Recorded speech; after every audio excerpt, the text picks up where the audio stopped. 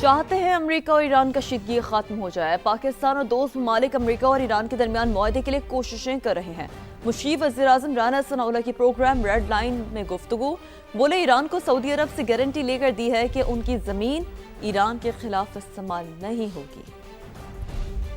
سب سے پہلی بات تو یہی ہے کہ کسی طرح سے جو ہے وہ ایگریمنٹ ہو جائے جس کے نتیجے میں ایران جو ہے وہ اس تباہی سے بچے، امریکہ جو ہے وہ پیچھے ہٹ جائے۔ وہ ایگریمنٹ جس کے متعلق امریکہ یا پریزیڈنٹ ٹرمپ کہہ رہے ہیں کہ جی وہ کیونکہ نہیں ہوا تو اس لیے ہم حملہ آور ہو رہے ہیں، تو وہ ارینجمنٹ جو ہے وہ ہو جائے۔ اس کے اوپر نہ صرف ہم کر رہے ہیں بلکہ ہمارے کچھ دوست ممالک بھی جو ہے وہ اس بارے میں، ترکی بھی ہے اس میں؟ جی بالکل، پرائم منسٹر کی بات ہوئی ہے پریزیڈنٹ طیب اردگان سے، تو وہ بڑی حوصلہ افزا اور بڑی یعنی پر امید ہے۔ اور اس میں کچھ ممالک جو ہیں وہ نیگیٹو اپنا شیطانی کردار بھی ادا کر رہے ہیں۔ خلیجی ممالک کے دوران جو معاملات ہیں یہ بہت زیادہ یعنی جو ہے وہ باعث پریشانی ہے۔ اس کے اوپر سعودی عرب اور ایران کے درمیان ایک ارینجمنٹ ہوا ہے۔ پاکستان نے ایران سے بات کی ہے کہ جی آپ مہربانی کریں اور یہ نہ کریں، خاص طور پہ سعودی عرب کی بات ہوئی تو انہوں نے کہا کہ جی وہ ہمیں اس بات کی گارنٹی دیں کہ ان کی سرزمین ہمارے خلاف استعمال نہیں ہوگی، تو ہم بھی اس بات کا یقین دلانے کو تیار ہیں کہ ہم یہ نہیں کریں گے۔ پھر سعودی عرب نے یہ جو ہے وہ شورٹی دی ہے وایا پاکستان۔ نائب وزیر اعظم وزیر خارجہ اسحاق ڈار کے سفارتی سرگرمیاں جاری، ایرانی سفارت خانے کا دورہ، تعزیتی کتاب میں تاثرات درج کیے، جبکہ ترک کا مصری وزراء خارجہ سے ٹیلی فونک رابطوں میں مشرق وسطی کی کشیدہ صورتحال پر تبادلہ خیال کیا گیا۔ ترجمان دفتر خارجہ کے مطابق نائب وزیر اعظم وزیر خارجہ اسحاق ڈار نے اسلام آباد میں ایرانی سفارت خانے کا دورہ کیا۔ اسحاق ڈار نے ایرانی سپریم لیڈر آیت اللہ خامنائی کی شہادت پر تعزیت کی، سوگوار خاندان اور ایرانی قوم سے دلی تعزیت کا اظہار کرتے ہوئے کہا غم کی اس گھڑی میں ایرانی عوام کے ساتھ ہیں۔ ترک ہم منصب حاکان فیدان سے ٹیلی فونک رابطہ کیا، دونوں وزراء خارجہ نے مشرق وسطی کی کشیدہ صورتحال پر تفصیلی تبادلہ خیال کیا۔ مصری وزیر خارجہ سے بھی ٹیلی فونک گفتگو کی گئی، دونوں رہنماؤں نے علاقائی امن و سلامتی کے لیے تعمیری مشاورت جاری رکھنے کا اعادہ کیا۔ ایران پر اسرائیلیوں نے حملہ کر کے مسلمان قوتوں کو للکارا ہے۔ اسرائیل سے کہتا ہوں کہ پوری دنیا کے مسلمانوں کو نہ چھیڑو، ہم سب مل کر تمہیں نہیں چھوڑیں گے۔ گورنر سندھ کامران ٹیسوری کی کراچی میں گفتگو، کہا بھارت نے ہمیں چھیڑا، اسے دنیا میں کہیں کا نہیں چھوڑا۔ افغان طالبان بھی اپنی کمی گاہیں چھوڑ کر بھاگ رہے ہیں۔ ایران پر یہودیوں نے، اسرائیلیوں نے حملہ کر کے ایک بار پھر مسلمان قوتوں کو للکارا ہے۔ میں کہتا ہوں کہ اسے نہ چھیڑو، اگر چھیڑو گے تو ہم سب مل کر تمہیں چھوڑیں گے نہیں۔ جب بھارت نے ہمیں چھیڑا تو ہم نے اسے بھی نہیں کہیں کا چھوڑا۔ ہم نے وہ مزہ چکھایا ہے افغان میں موجود دہشت گردوں کو کہ وہ بھی اپنی تمام جو کمین گاہیں تھیں انہیں چھوڑ کر بھاگ نکلے۔ اہم ترین اپڈیٹ یہ ہے، پیٹرولیم قیمتوں کی 15 دن کے بجائے اب ہفتہ وار جائزہ لینے کی تجویز سامنے آ رہی ہے۔ حکومت کا پیٹرول اور ڈیزل کی قیمتوں پر ہنگامی اقدامات کا یہ اہم فیصلہ ہے۔ وفاقی وزیر خزانہ محمد اورنگزیب کی زیر صدارت اجلاس ہوا، تیل کی بڑھتی عالمی قیمتوں اور سپلائی کی صورتحال کا جائزہ لیا گیا۔ ابنۂ ہرمز کی بندش سے تیل کی ترسیل متاثر ہوئی، اجلاس کو بریف کیا گیا۔ پی ایس او نے پیٹرول اور ڈیزل کے نئے درآمدی ٹینڈرز جاری کر دیے۔ بریفنگ میں کہا گیا ملک میں پیٹرول اور ڈیزل کے وافر ذخائر موجود ہیں۔ حکام یہ کہہ رہے ہیں سعودی عرب سے متبادل روٹ کے ذریعے تیل فراہمی کی درخواست کی جا رہی ہے۔ تیل بردار جہازوں کے انشورنس اخراجات میں بڑا اضافہ ہو گیا ہے۔ حکومت آئل کمپنیوں کو اضافی اخراجات کی ادائیگی پر غور کرے گی۔ مشرق وسطی کی سنگین صورتحال، متحدہ عرب امارات میں پھنسے پاکستانیوں کی واپسی کے لیے پی آئی اے کو یومیہ 2 پروازوں کی اجازت مل گئی ہے۔ جدہ، ریاض اور مدینہ کے لیے پروازیں معمول کے مطابق جاری ہیں۔ ایمریٹس ایئر لائن نے دبئی سے آپریشن 7 مارچ تک معطل رکھنے کا فیصلہ کیا ہے۔ ایئر عربیہ کا یو اے ای سے فضائی آپریشن 9 مارچ تک معطل رکھنے کا اعلان۔ سعودی ایئر سے پروازیں 6 مارچ تک معطل رہیں گی۔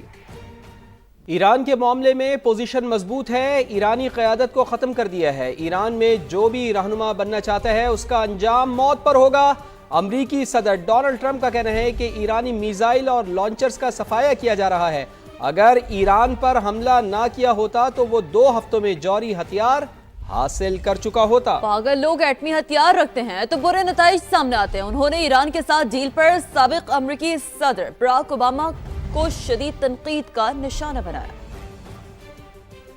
We're going to continue to do well. We have the greatest military in the world by far, and that was a tremendous threat to us for many years. 47 years they've been killing our people and killing people from all over the world. And if we didn't terminate the worst deal, one of the worst deals ever made, the Obama nuclear deal, I call it the Obama nuclear deal, where he gave everything to Iran. So we're in a very strong position now, and their leadership is just rapidly going. Everybody that seems to want to be a leader, they end up dead.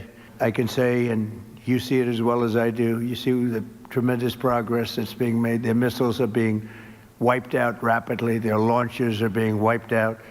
They're attacking their neighbors. They're attacking their, in some cases, allies, or not so long ago allies. If we didn't hit within 2 weeks, they would have had a nuclear weapon. امریکی Saint نے ایران کے خلاف جنگ روکنے کی کوشش ناکام بنا دی۔ سینٹ میں صدر ٹرمپ کے جنگی اختیارات محدود کرنے کی قرارداد مسترد کر دی گئی۔ 100 رکنی سینٹ میں قرارداد 47 کے مقابلے میں 53 ووٹوں سے مسترد ہوئی۔ ڈیموکریٹس اور ریپبلکنز دونوں پارٹیوں کے سینیٹرز کی جانب سے پیش کی گئی قرارداد میں مطالبہ کیا گیا تھا کہ ایران پر فضائی حملے روکے جائیں اور ان حملوں کے لیے کانگریس سے منظوری لی جائے۔ امریکی سینٹ میں ڈیموکریٹ ارکان صدر ڈونلڈ ٹرمپ کے ایران پر حملے کے فیصلے پر برس پڑے۔ سینیٹر چک شومر کہتے ہیں کہ ڈونلڈ ٹرمپ تاریخ کو اپنے آپ کو دہرانے پر کیوں تلے ہوئے ہیں؟ امریکہ کو ایسی جنگ میں کیوں دھکیلا جا رہا ہے جسے امریکی نہیں چاہتے؟ ہمیں ٹرمپ کی جارحیت کو روکنے کے لیے قدم اٹھانا ہوگا۔ سینیٹر حکیم جیفریز نے کہا کہ صدر ڈونلڈ ٹرمپ ہمارے آئین کو آگ لگا رہے ہیں۔ انہوں نے ہمیں نقصان پہنچایا اور بار بار ناکامی سے دوچار کیا۔ امریکہ اور اسرائیل کی ایران پر حملوں میں تیزی، رات بھر کئی مقامات پر بمباری۔ اسرائیلی فوج نے تہران میں فوجی انفراسٹرکچر اور دیگر مقامات پر حملے کا دعویٰ کیا۔ سیکیورٹی کمانڈ مراکز کو بھی نشانہ بنایا۔ کرمانشاہ، تبریز اور یزد میں رہائشی علاقوں پر بھی بمباری کی گئی۔ 5 روز سے جاری حملوں میں شہادتوں کی تعداد 1000 سے زائد ہو گئی۔ ایرانی پاسداران انقلاب نے اسرائیل اور امریکہ کو خبردار کیا کہ رجیم چینج کی گئی تو اسرائیل کی نیوکلیئر سائٹ کو نشانہ بنائیں گے۔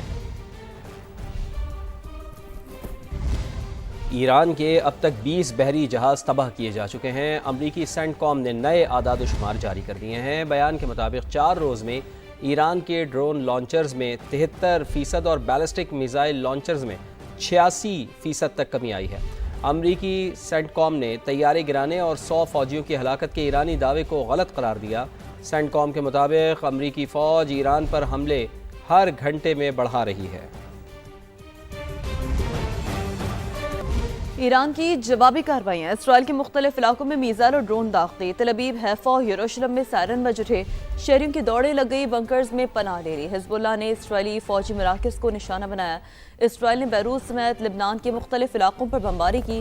تازہ حملے میں 3 شہری شہید اور 8 زخمی ہو گئے۔ شہادتوں کی تعداد 75 ہو گئی۔ اسرائیلی جارحیت کے باعث 18,000 لوگ بے گھر ہو گئے۔ سعودی وزارت دفاع کے مطابق الخرج شہر کے قریب 3 کروز میزائلوں اور 3 ڈرونز کو تباہ کر دیا گیا۔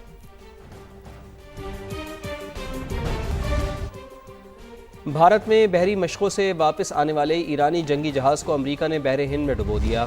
ایرانی نیوی کے فریگیٹ کو بھارتی حدود سے بین الاقوامی پانیوں میں پہنچتے ہی نشانہ بنایا گیا۔ تباہ ہونے والے جہاز سے پیغام ملنے پر شری لنکن نیوی مدد کے لیے پہنچ گئی۔ بھارت خاموش تماشائی بنا رہا۔ شری لنکن نیوی کے مطابق ریسکیو ٹیم پہنچنے تک جہاز ڈوب چکا تھا۔ 30 زخمی اہلکاروں کو اسپتال منتقل کیا گیا۔ سرچ آپریشن کے دوران 87 لاشیں ملی ہیں جو بحری جہاز کے عملے کی ہو سکتی ہیں۔ شری لنکا کی وزارت دفاع کا کہنا ہے کہ جہاز پر 140 افراد سوار تھے، دیگر کی تلاش جاری ہے۔ امریکی وزیر دفاع پیٹ ہیگسیت نے ایرانی بحری جہاز ڈبونے کا اعتراف کر لیا۔ کہا ایرانی نیوی سمجھ رہی تھی وہ بین الاقوامی پانیوں میں محفوظ ہے۔ دوسری جنگ عظیم کے بعد دشمن کے جہاز کو ٹارپیڈو سے ڈبونے کا یہ پہلا واقعہ ہے۔ ٹرمپ کے قتل کی سازش کرنے والے ایرانی کو ہلاک کر دیا۔